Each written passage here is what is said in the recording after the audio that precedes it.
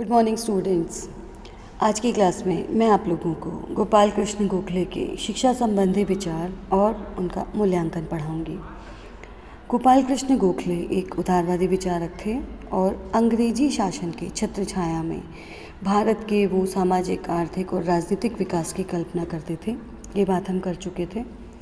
गोपाल कृष्ण गोखले एक शिक्षक थे और वे भारत में यह मानते थे कि पश्चिमी उदारवादी शिक्षा जो है उसके द्वार ब्रिटेन की वजह से खुले हैं। मतलब भारतीयों को पश्चिमी शिक्षा पद्धति के बारे में पता लगा है। पश्चिमी शिक्षा पद्धति से हम पढ़ाई करके अपना डेवलपमेंट कर सकते हैं। और वे ये अच्छी तरह जानते थे कि जब तक भारतीय जनता में शिक्षा का व्यापक प्रचार और प्रसार नहीं होगा तब तक राजनीतिक जागृति, सामाजिक विकास और आर्थिक आत्मनिर्भरता के लक्ष्यों को प्राप्त नहीं किया जा सकता। गोखले भारत में आधुनिक शिक्षा के प्रसार को बहुत ही ज्वलंत आवश्यकता मानते थे और उसे राष्ट्रीय संकल्प का रूप देना चाहते थे। स्वयं गोखले ने आजीवन एक टीचर की नौकरी की और बहुत थोड़े से वेतन में उन्होंने दक्कन एजुकेशन सोसाइटी की 20 वर्ष तक सेवा की और भारत में शिक्षा के प्रसार के लिए जितना वो कर सकते थे उससे ज़्यादा प्रयास उन्होंने किए। गोखले शिक्षा की परिधि में प्रशासन की तकनीकों, जन स्वास्थ्य और स्वच्छता के सिद्धांतों, उन्नत तकनीक में दक्षता, सांप्रदायिक सौहार्द और सामाजिक समता के मूल सिद्धांतों, आंदोलन के लोकतांत्रिक तरीकों तथा इन सब को अर्जित कर पाने के लिए मूलभूत क्षमता के रूप में पठन, पाठन और लेखन को शिक्षा में सम्मिलित करते थे।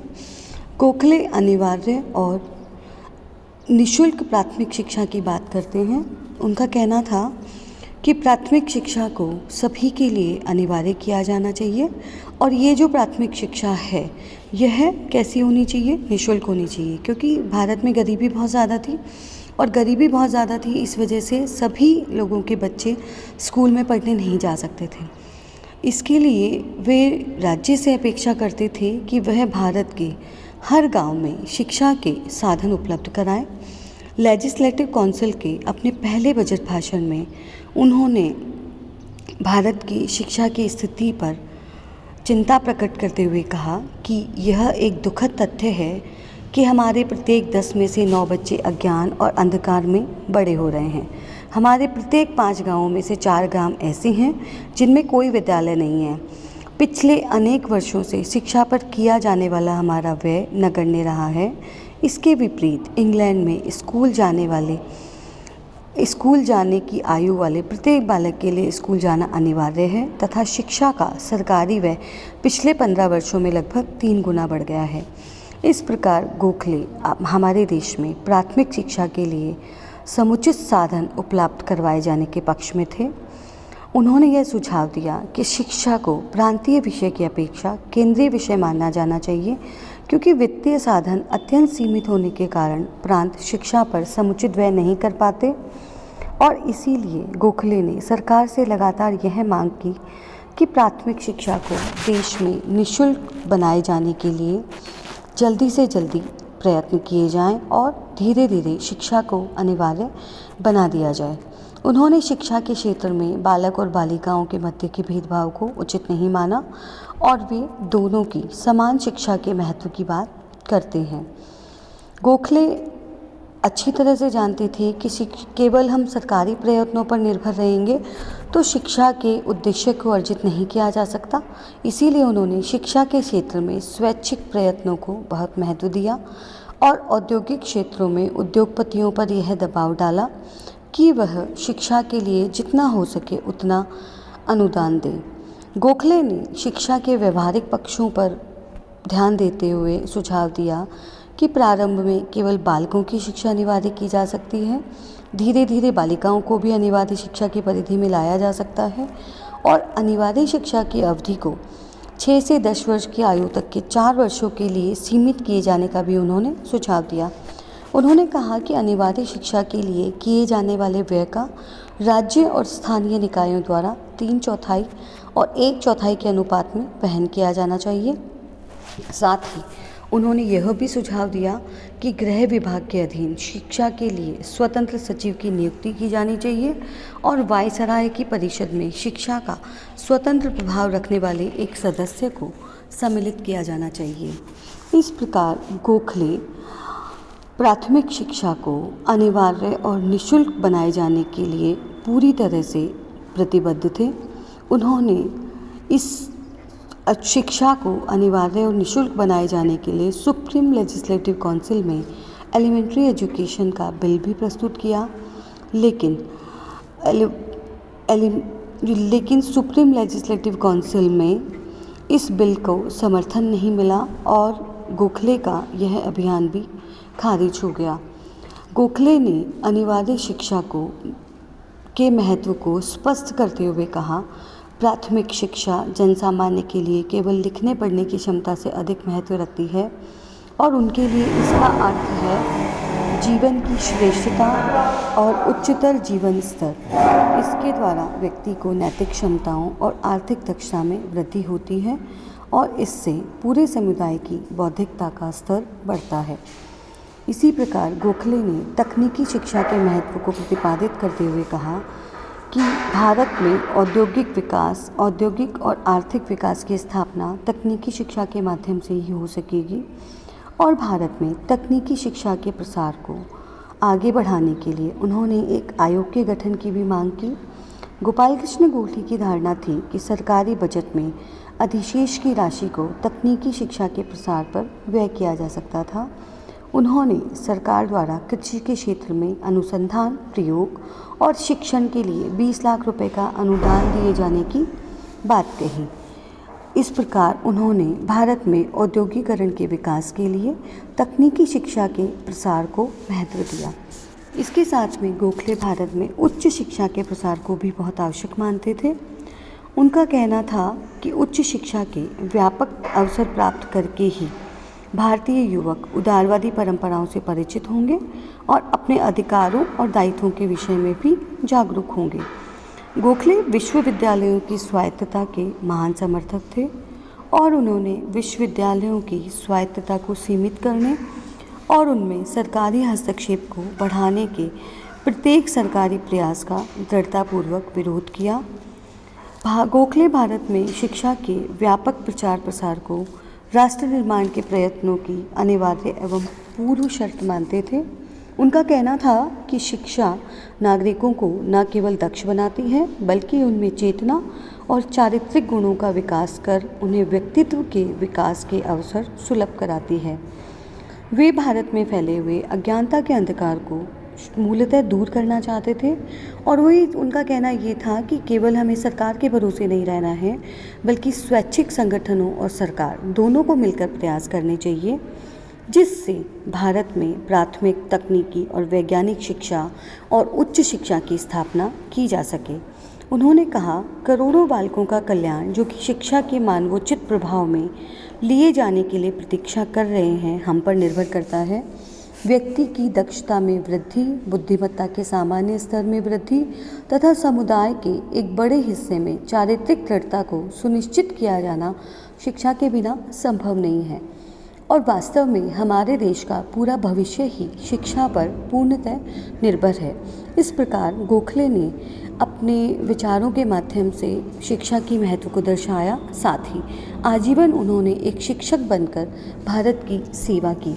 अब हम बात करते हैं गोखले के मूल्यांकन की। गोखले को भारत में उदारवाद का प्रवर्तक कहा जाता है और वे भारत में उदार जीवन मूल्य अपनाए जाने के पक्षधर थे।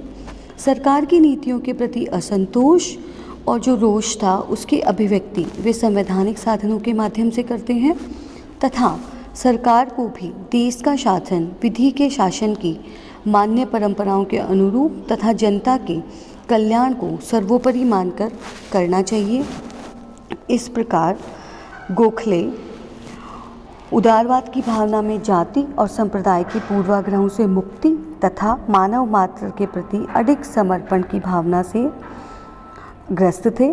वे ये चाहते थे कि भारत में जो भी परिवर्तन हो वो सारा का सारा परिवर्तन मतलब भारत विकास की ओर अग्रसर होगा।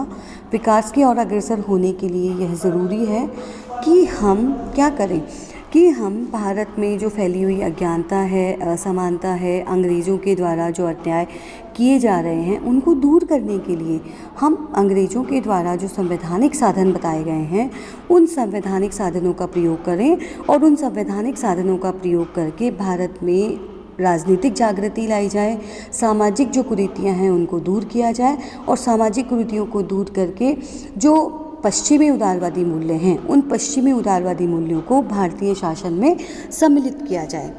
ब्रिटिश शासन के प्रति एक संतुलित दृष्टिकोण अपनाते हुए गोखले कहते हैं कि यह बहुत ज़रूरी है कि क्योंकि भारत में राजतंत्रात्मक शासन था और राजतंत्रात्मक शासन के बाद भारत में मतलब जब ब्रिटिश शासन का आगमन हुआ तो ब्रिटिश शासन जो है वो भारतीयों को आगे की ओर ले जा सकते हैं। भारतीयों को मतलब ब्रिटिश शासन ने भारतीयों को लोकतांत्रिक परंपराओं के बारे में बताया।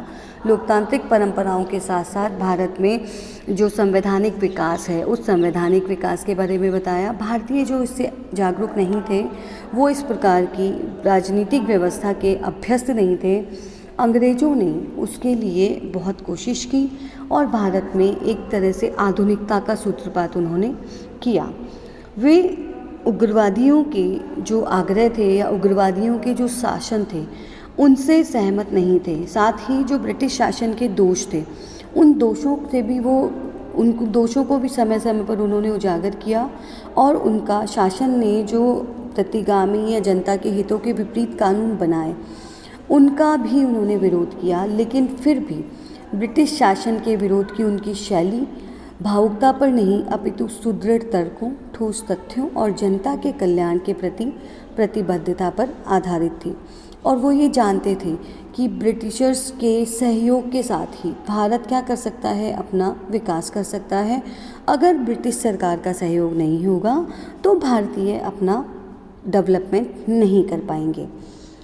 जनता के आर्थिक हितों का संरक्षण करने के लिए गोखले राजनीतिक आंदोलन को ऐसा स्वरूप प्रदान करना चाहते थे जिनमें दूरगामी दृष्टि से स्वशासन के लिए मार्ग तैयार हो और जनता के तात्कालिक आर्थिक हितों की उपेक्षा भी नहीं की जाए। उन्होंने अर्थशास्त्र के गहरे ज्ञान और भारत की आर्थिक दशा के ठोस अध्ययन के आधार पर ब्रिटिश शासन की आर्थिक नीतियों को जन कल्याणकारी स्वरूप प्रदान करने का निरंतर आग्रह किया। उन्होंने ब्रिटिश कर प्रणाली के जन विरोधी चरित्र की घोर आलोचना की और यह मांग की कि राजकीय राजस्व का अधिकांश भाग कल्याणकारी कार्यों पर व्यय किया जाना चाहिए। गोखले महान राष्ट्रवादी थे, लेकिन उनका राष्ट्रवाद अतीत के प्रति भावुक समर्पण पर आधारित नहीं था। वे आत्मनिर्भर, आत्मसम्मानपूर्ण ऐसे भारत की कल्पना करते थे जिसमें राष्ट्रीयता, जाति, नस्ल व संप्रदाय के सारे भेदभावों का निराकरण करके भ्रातृत्व की भावना का संचार किया जाए। उनकी राष्ट्रीयता में संकीर्णता और विद्वेष के लिए कोई स्थान नहीं था। वे सामुदायिक सहयोग, सांप्रदायिक सद्भाव और आर्थिक आत्मनिर्भरता को भारतीय राष्ट्रीयता के सुदृढ़ आधार बिंदु बनाना चाहते थे। वे शिक्षा के प्रसार के प्रति बहुत आग्रह था उनका।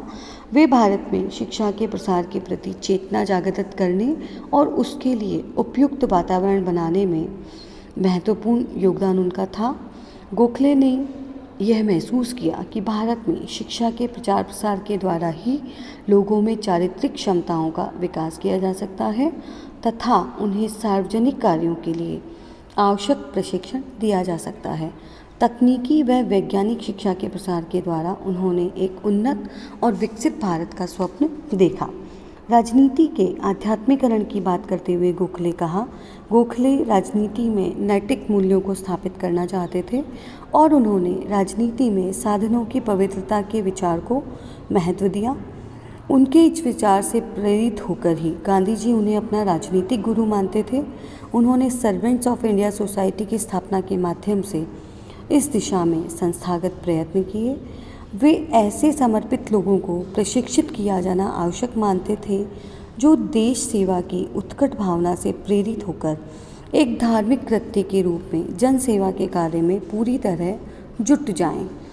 विकेंद्रीकरण का आग्रह करते हुए गोखले भारत में नौकरशाही के हाथों में शक्तियों के केंद्रीकरण की बहुत आलोचना करते हैं और वे ये चाहते थे कि भारत में हर स्तर पर प्रशासन और आर्थिक विकेंद्रीकरण हो।